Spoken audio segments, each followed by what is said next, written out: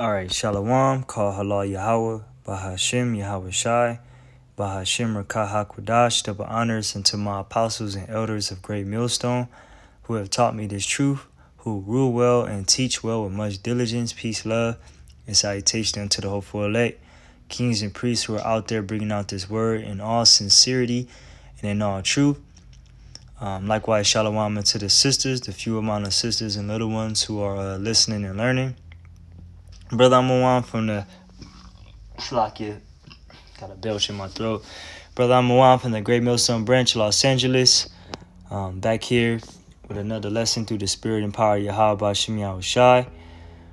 Just get through this in the amount of time as I can. I wouldn't say speed through it, but now I make it all drawn out. The second Passover from Babylon the Great approaches. The second Passover from Babylon the Great approaches. We in some very serious times. The Passover is tomorrow night. All right, the Feast of Unleavened Bread.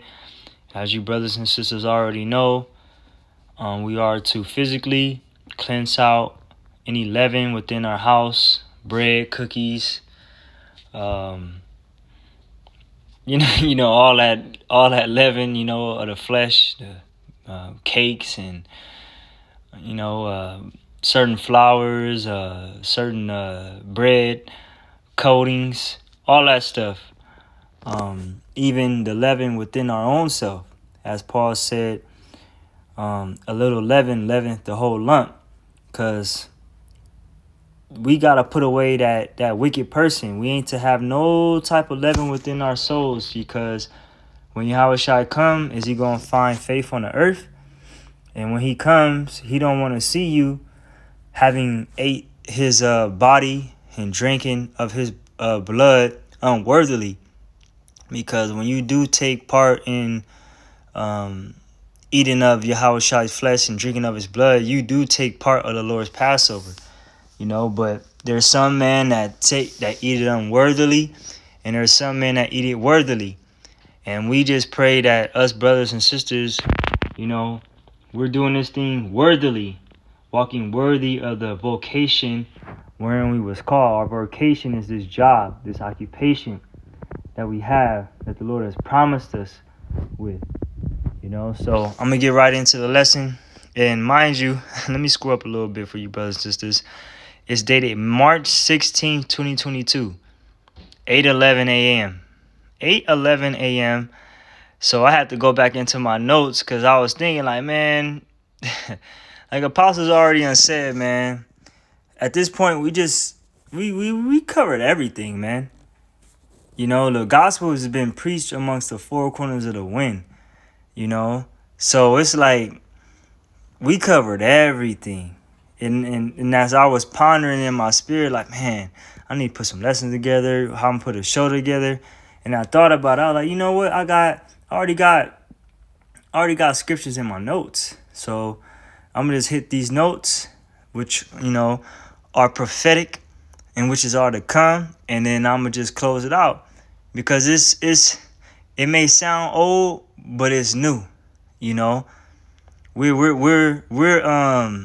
realiving the word of the Most High, even though it's already alive, but we make it known unto the world that this is what it is. Yahweh Shai was, and which is to come. This is Jeremiah 23:7. Therefore, behold, the days come, saith the Lord, that they shall no more say, the Lord liveth, which brought up the children of Israel out of the land of Egypt. But the Lord liveth, which brought up and which led the seed of the house of Israel out of the north country, and from all countries wherein I had driven them, and they shall dwell in their own land. Now, where we can find the account of our forefathers being delivered from the land of Egypt is in the book of Exodus. Okay, one of the 5 books of Moses, we found out how our forefathers endured the 10 plagues of Egypt. How they were shaded from the wrath of Egypt, because all that wrath came upon Pharaoh. You know, the numerous amount of frogs, the darkness for 3 days, the famine, the killing of the firstborn, the lice. You know, what else? Turning rivers into blood. You know, those things happen. You know, they happen. They happen in the past, and there are 4 prophecies which were former that are written to come in the future. Because even in this time, the Lord is about to bring a darkness upon the earth with this solar eclipse. And you got all these, you got the elites, got the officers and these governors in these provinces telling the people to prepare for a disaster. Like they got them, like it's only a solar eclipse, right? Lunar eclipse, whatever you want to call it. Only lasted for a few minutes. This one, I believe, is going to be about 7 minutes long, which is pretty long. But they're telling you, prepare for blackouts, have extra cash, have flashlights, have extra food, and cancel the schools, and so on and so forth. So we know that there's something bigger to come. And also, on a side note, Russia just got hit with a terrorist attack. You know, so, and that was prior mention from the DHS about planning terrorist attacks on Russia. So, brothers, we in those times, man, when all the lights going to shut off. A Carrington enact, okay? All we need is the right crisis, and they going to bring in